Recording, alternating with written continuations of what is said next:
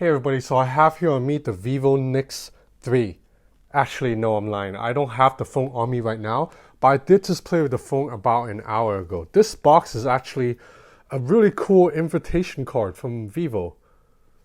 So it looks like a credit card and it's made out of metal, aluminum I think.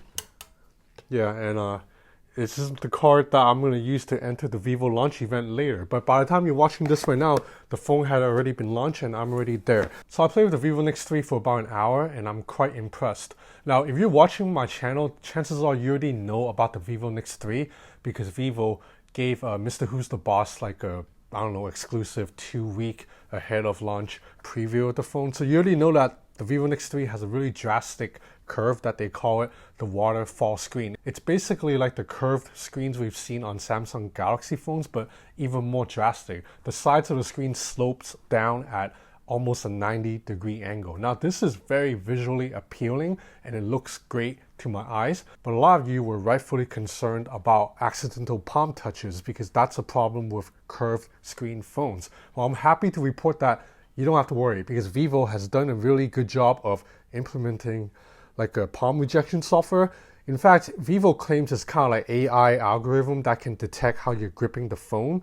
I mean, I don't really know if that's true because, you know, when you speak to phone PRs, they tell you a lot of like marketing jargons like AI and like, you know, fluid displays, all of that. But all I know is that the palm rejection on the Vivo Nex 3 actually works. I purposefully gripped the phone really tight with one hand. And then as you can see, even though part of my palm is clearly touching the screen, it is not getting in the way. And likewise, when I'm swiping on the home screen left and right and reaching for apps on the other end of the screen with my thumb. So you should be able to use the Vivo Nex 3 without a case and not worry about accidental palm touches. But of course, if you want to use a case, the Vivo Nex 3 packaging comes with a really nice leather case. So anyway, from my time testing the Vivo Nex 3, I came away pretty impressed. And if I were to summarize the Vivo Nex 3 in one sentence, I would say that the Vivo Nex 3, it's kind of like the Samsung Galaxy Note 10 Plus, but more. There's simply more of everything.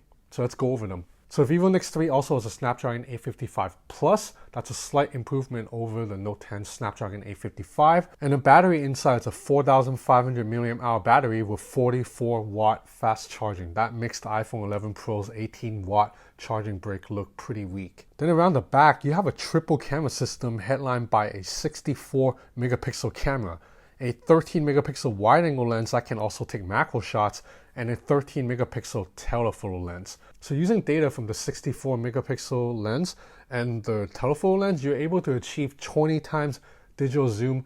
That's respectable. It's not the most crisp zoom, but it's respectable. So that means the Vivo Nex 3, like the Oppo Reno 2, has quite strong focal versatility. Like you can get really close or really far from the subject. Oh, the Vivo Nex 3 also has a headphone jack with a hi-fi audio DAC and 5G capabilities. So all the stuff I just mentioned, it's kind of like the Samsung Galaxy Note 10 Plus, but more. So obviously the Vivo Nex 3 still doesn't have a stylus, so that means if you're a fan of the S Pen, then the Galaxy Note 10 is still the only game in town. But if you're someone who just wants a really big phone that gives you the most of everything, like more of everything, then the Vivo Nex 3 has actually snatched the crown from the Samsung Galaxy Note 10. Oh yeah, there's a pop-up selfie camera too. It's a 16 megapixel pop-up selfie camera and the pop-up module goes up and down very fast. That's to be expected because Vivo was the pioneer of the pop-up selfie camera. They were the first to do it, so it makes sense that they're going to do it best. There's also an in-display fingerprint reader, which I did not get to test, but I'm like 99.9% sure it's going to be super fast and super accurate because it's from Goodix, that same company that I've covered a few months ago. I also don't have pricing of the phone at the time of me making this video, but by the time you're watching this, I will know the price. So I'll have the pricing in the comments and description below. And I think as long as the Vivo Nex 3 is cheaper than those other three brands, we have ourselves a winner. This is a phone that ticks almost every box, other than you don't get wireless charging, you don't get waterproofing, but other than these two features, it ticks every other box. That's it for now for my brief hands-on. I'm getting my review unit later on tonight. So starting tomorrow, I will be using the Vivo Nex 3 as my daily driver. So expect a full review coming in about a week or two, maybe, because I'm also testing the iPhone 11 tomorrow. So there's a lot of stuff to test. But if you're interested in keeping up to date on the Vivo Nex 3, Huawei Mate 30 Pro, iPhone 11, all these other big releases coming, please subscribe to my channel or follow me on social media at Ben's Gadget Review on Instagram. So that's it for now. Thanks for watching.